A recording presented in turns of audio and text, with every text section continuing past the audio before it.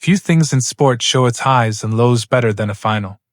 One team celebrates wildly with fans, the other sinks to the ground, devastated. That's exactly what happened on July 27th in Switzerland, when England beat Spain in a tense penalty shootout to win the Women's Euro 2025 title. For Spain, it was heartbreak. For England, jubilation. And for Mariona Caldentey, things got even more complicated afterward. Just weeks later, she was back at Arsenal for pre-season, and had to share the training pitch with several of her English opponents from that very final: Leah Williamson, Beth Mead, Alessia Russo, Chloe Kelly, and Lotte Wubben-Moy. Naturally, the last thing she wanted after such a painful defeat was to see the faces of those who'd just beaten her. But to her surprise, the reunion wasn't awkward at all. "They were so respectful of me," Caldentey told CNN. "After the final, we already spoke a bit. They showed me a lot of respect. It hurt the first moment I saw them. I was happy for them but sad for me. But they helped make it easy." That mix of joy and pain has been the theme of her past year.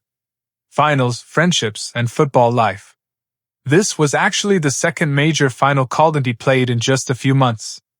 On May 24th, Arsenal defeated her old club Barcelona 1-0 to win the Women's Champions League.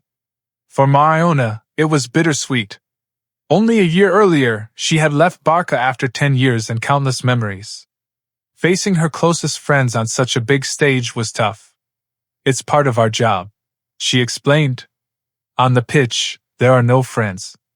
But as soon as the game ends, I have so much respect for them, the Barca girls, the staff, everyone." And now, with Arsenal, she's building new friendships too. Even after losing to England with Spain, she says her English teammates were supportive and made her feel at home. "Even if I've only been here 1 year, I feel grateful. We are becoming friends." A season of highs. Despite the Euro disappointment, Caldentey's season was anything but a failure. She won the Women's Super League, WSL, Player of the Season, was voted PFA Women's Player of the Year by her fellow professionals, and even earned a Ballon d'Or feminine nomination. She credits her success to a new role at Arsenal.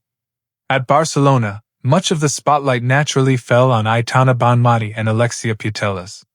But at Arsenal, she's had more responsibility, and fans have noticed not only her attacking quality, but also her defensive work.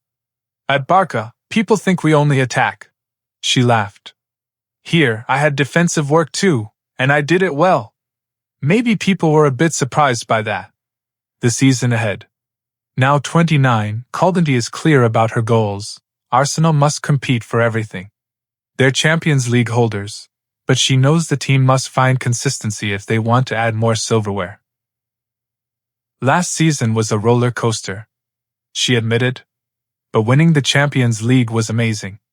We want to fight for all the trophies, the WSL, the cups, everything. One trophy is especially on her mind, the WSL title. Arsenal hasn't lifted it since 2019. Standing in the way? Chelsea. Chelsea has dominated English football, winning 6 straight league titles. Even with Emma Hayes leaving last year, they finished 12 points clear of Arsenal. Chelsea has been amazing. It's not easy to be that consistent," Caldentey said. "For us, the key is starting strong.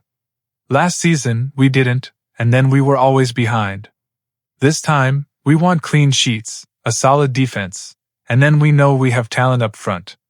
Respect, rivalry, and resilience."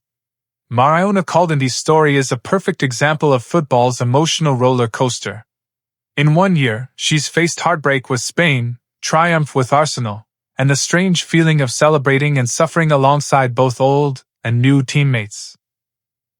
Through it all, she's handled it with humility and respect, the very qualities that make her not just a Ballon d'Or nominee, but also one of the game's most admired professionals.